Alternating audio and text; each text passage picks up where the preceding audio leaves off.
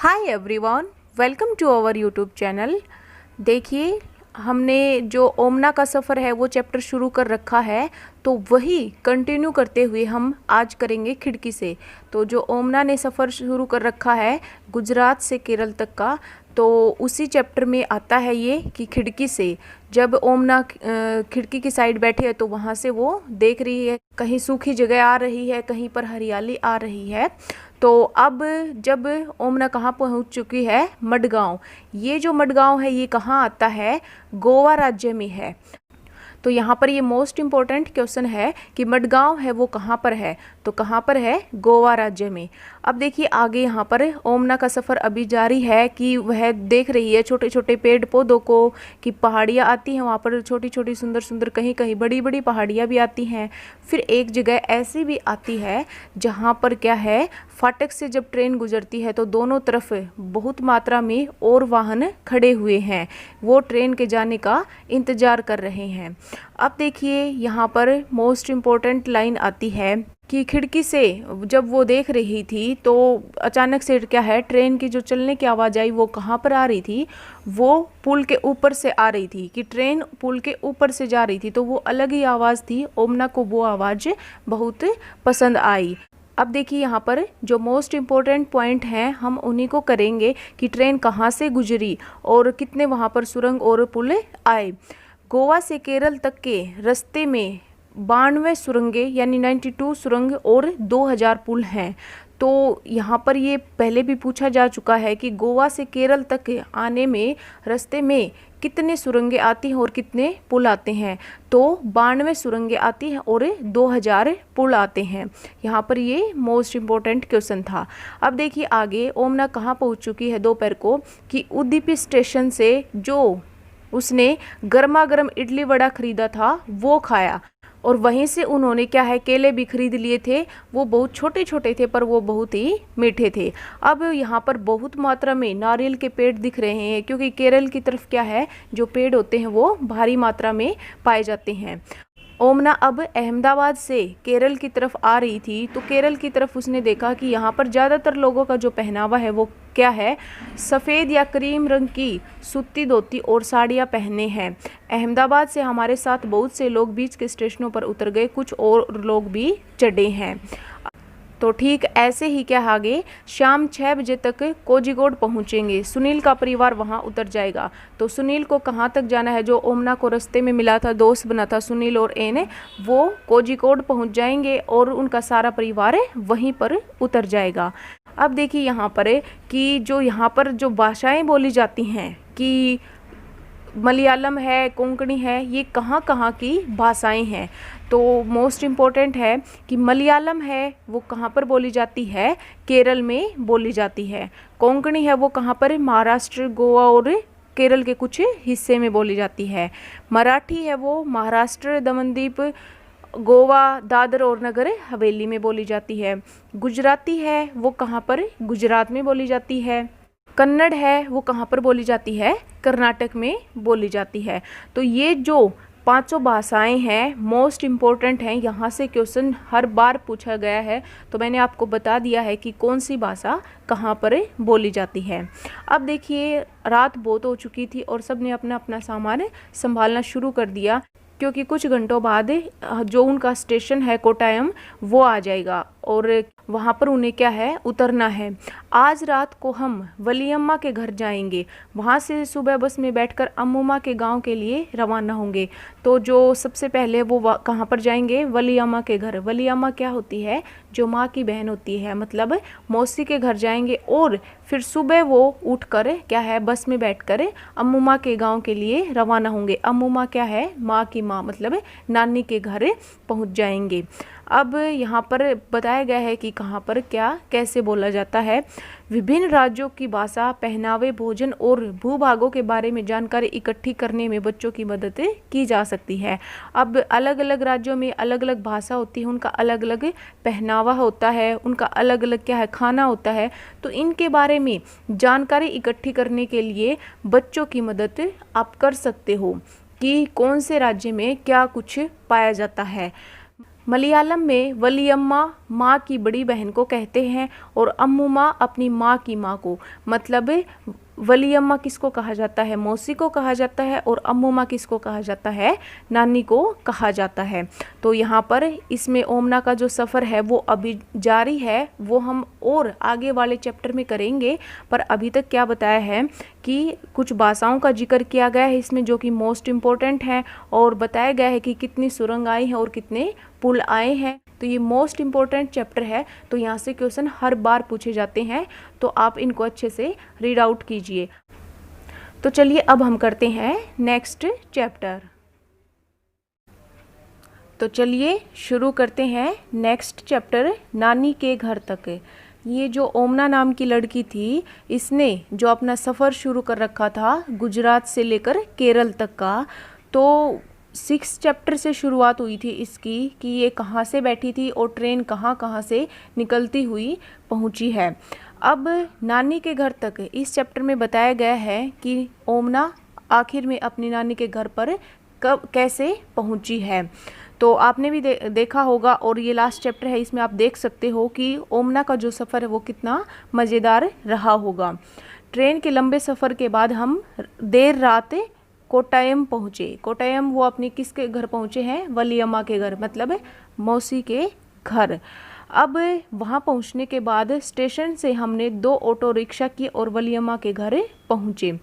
अब वहाँ से उन्होंने 2 ऑटो करके वली अम्मा के घर पहुँच गए और वहाँ पर कुछ देर उन्होंने आराम किया। फिर अब वो अपनी अम्मू माँ के घर के लिए निकल पड़े। तो अम्मू माँ के घर जाने के लिए उन्हें क्या है, सबसे पहले बस के लिए टिकट खरीदनी पड़ी और बस में वो बैठ ली। और बस इतनी भरी हुई थी कि 2 लोगों की सीट पर 4-4 लोगों को बैठना पड़ रहा था। तो सफ़र काफ़ी लंबा था। जब बस आखिरी स्टॉप पर रुकी तब तक ओमना के जो पैर हैं, ओमना है वो बिल्कुल थक गई थी और उससे खड़ा भी नहीं हुआ जा रहा था। और आखिर में ओमना बहुत खुश हो गई कि हम अम्मू माँ के गांव पहुँच ही गए। पर अभी तो सफ़र और भी बाकी था, क्योंकि वो जहाँ पर बस रुकी थी, वो जहाँ पर उतरे थे, वहाँ पर एक तरफ पानी ही पानी था। अब अम्मू माँ के घर जाने के लिए उन्हें वो पानी भी क्या है, पार करना था।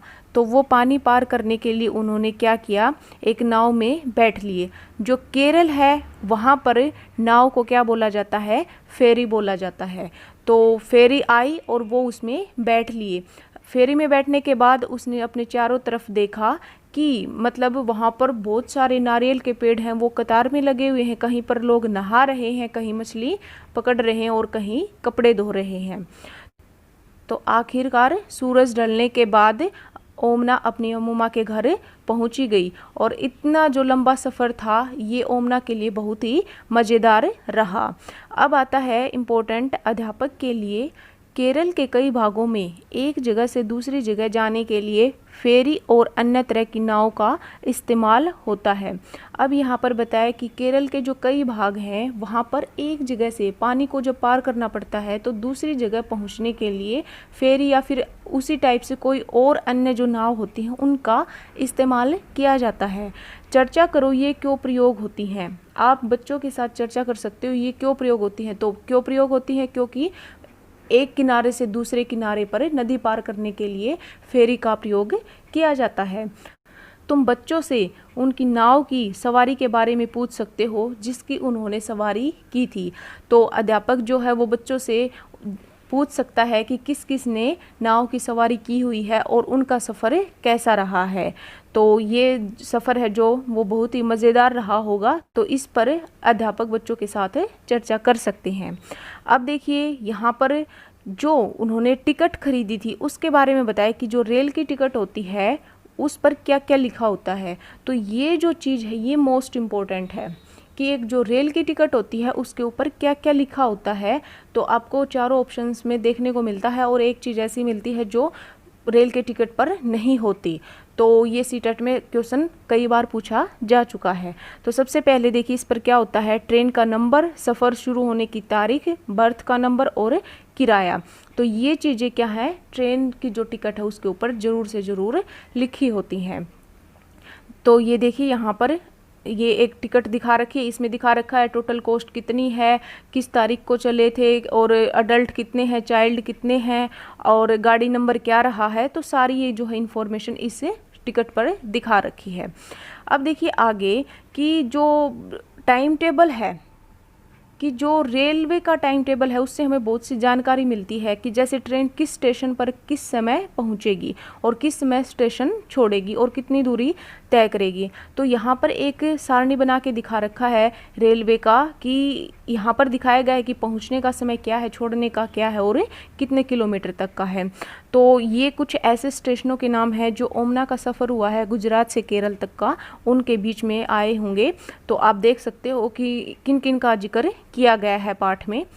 अब देखिए ये कोझिकोड और जो कोट्टायम है ये मोस्ट इम्पोर्टेंट है, क्योंकि ये दोनों जगह ऐसी हैं कि कोझिकोड है जो वहाँ पर तो कौन उतर गया था, जो ओमना के दोस्त बने थे सुनील और एन, और जो कोट्टायम है यहाँ पर ओमना अपनी वली अम्मा के घर गई थी। तो इन दोनों के बीच का जो डिस्टेंस है उसके बारे में बताया गया है कि कितना समय लगा है और कितने किलोमीटर है। तो यहाँ पर देखिए जो कोझिकोड है, ये जो रेल है उसका समय दे रखा है 17:45 से 17:50 तक का, और निकल ली थी यहाँ से 17:50 से, और यहाँ पर कोट्टायम कब पहुँची थी वो 23:50 पे, और फिर यहाँ से कब निकली 23:55 पे। तो हम कौन कौन से दो वैल्यू लेंगे, एक तो हम ये वाली लेंगे जब पहुँची थी वो, और एक यहाँ से जब निकली थी वो वाली वैल्यू लेंगे।